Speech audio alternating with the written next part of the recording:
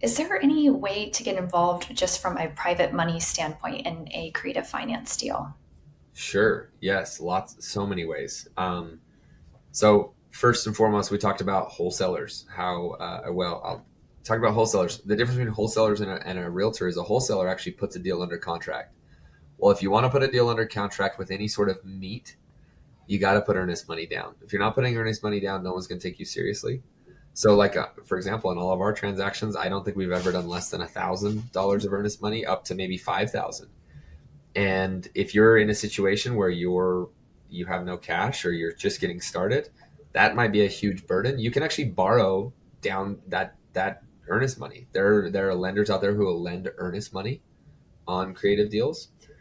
Then another example would be you and I actually bought a house in Ogden, Utah, here a few months ago.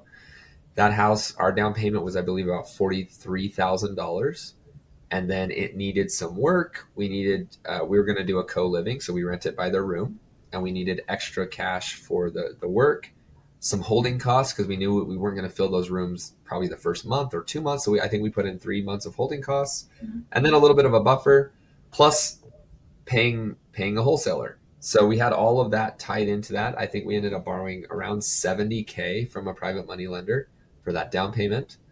So they came in with 70, so that covered the down payment, the wholesaler, the paying our wholesale fee, all the things, and then he now gets a 12% return annually, which ends up being about 1% per month, and those monthly payments go to him every single month. We're into the deal with no money out of pocket. We're now renting it. We have four renters. There's 8 rooms. We're 1 month in. I mean, well, 1 month since we got the rehab done. So we did some rehab on it. Now we're about another month out from when we started renting it. So we have it halfway full. So right now we're at like our break even. But anyway, that's a great example of a way a private money lender could lend on a creative deal.